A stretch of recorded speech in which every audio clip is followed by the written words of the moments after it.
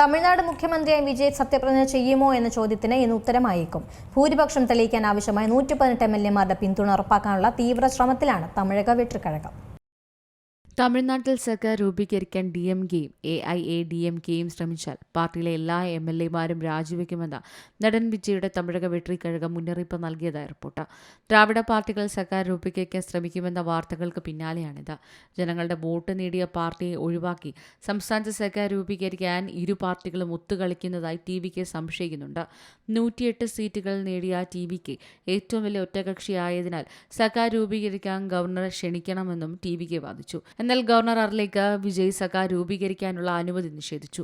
ഭൂരിപക്ഷം തികയില്ലെന്ന് ചൂണ്ടിക്കാട്ടിയാണ് തീരുമാനം. ഭൂരിപക്ഷം കൈവരിക്കുന്നതിനായി വിജയ് അവതരിപ്പിച്ച പദ്ധതിയും അദ്ദേഹം അംഗീകരിച്ചില്ല. 118 നിയമസഭാംഗങ്ങളുടെ പിന്തുണ കത്തുകൾ നൽകണമെന്ന് ഗവർണർ നിർബന്ധിച്ചതോടെയാണ് സർക്കാർ രൂപീകരണം പ്രതിസന്ധിയിലായത്. തമിഴ്നാട് നിയമസഭയിൽ സർക്കാർ രൂപീകരിക്കുന്നതിന് ആവശ്യമായ ഭൂരിപക്ഷ പിന്തുണ സ്ഥാപിക്കപ്പെട്ടില്ലെന്നതാണ് ഗവർണറുടെ വിശദീകരണം.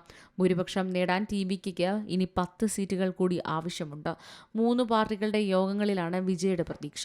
പിന്തുണ തേടി TVK നൽകിയ കത്ത് ചർച്ച ചെയ്യാൻ ഇടതു പാർട്ടികളും VCKയും ഇന്ന് യോഗം ചേരും. MK സ്റ്റാലിന്റെ അനുമതിയോടെ TVKയ്ക്ക് പുറത്തുനിന്ന് പിന്തുണ നൽകാൻ സാധ്യതയുണ്ടെന്നാണ് വിലയിരുത്തൽ. 118 MLA-മാരുടെ പിന്തുണയില്ലാതെ സർക്കാർ രൂപീകരിക്കാൻ ക്ഷണിക്കില്ലെന്ന് ഗവർണർ ഇന്നലെ തന്നെ വ്യക്തമാക്കിയിരുന്നു. National desk C Malayalam news. ഏറ്റവും പുതിയ വാർത്തകളും വിശേഷങ്ങളും വിരൽത്തുമ്പിലറിയാൻ സി മലയാളം ന്യൂസ് എല്ലാ ഡിജിറ്റൽ പ്ലാറ്റ്ഫോമുകളിലും ലഭ്യം.